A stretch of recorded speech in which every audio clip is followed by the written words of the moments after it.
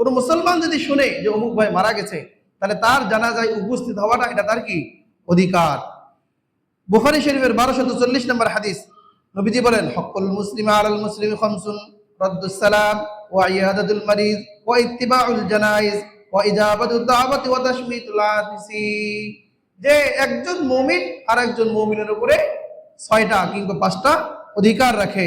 এক নম্বর হলো যে রাদ্দুস সালাম, যদি সালাম দেয় শত্রু হোক কিন্তু সালামের কি দেওয়া, উত্তর দেওয়া, এটা তার অধিকার। 2 নম্বর হলো ইয়াদাতুল মারিজ, যে অসুস্থ ব্যক্তিকে দেখতে যাওয়া, তার সেবা শুশ্রূষা করা। ওয়া ইত্তিবাউল জানাইজ, এই জানাজায় উপস্থিত হওয়া। এরপরে দাওয়াত দিলে কবুল করা এবং হাসি দিলে হাসির উত্তর দেওয়া।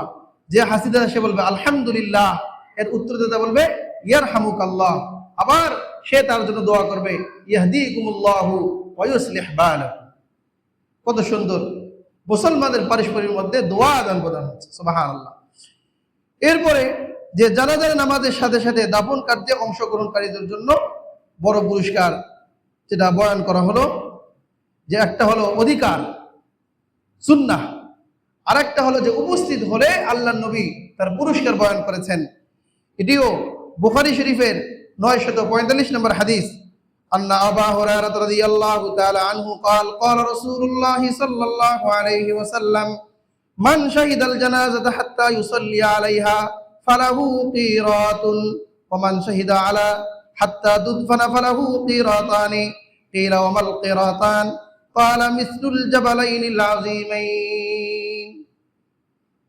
আবু হুরায়রা রাদিয়াল্লাহু তাআলা আনহু থেকে বর্ণিত, নবীজি বলেন, যে ব্যক্তি কোন মুসলমানের জানাজায় উপস্থিত হবে আল্লাহ তাআলা তার জন্য 1 কিরাত সওয়াব লিখে দিবেন।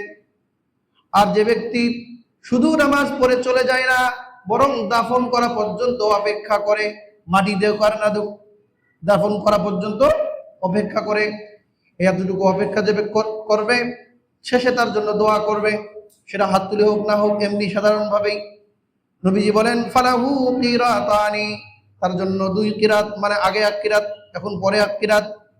সাহাবায়ে কেরাম জিজ্ঞেস করলেন, ইয়া রাসূলুল্লাহ, কিরাত কি জিনিস? নবীজি বললেন মিসলুল জাবালাইনিল আযীমাইন, যে 2 বড় পাহাড় পরিমাণ। বলেন সুবহানাল্লাহ।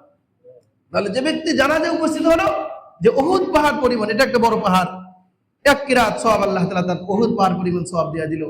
আর জানাজা করা পরে তাকে দাফন করার পর্যন্ত অপেক্ষা করলো, এতটুকুর কারণে সে 2টা উহুদ পাহাড় পরিমাণ সওয়াব নিয়ে গেল।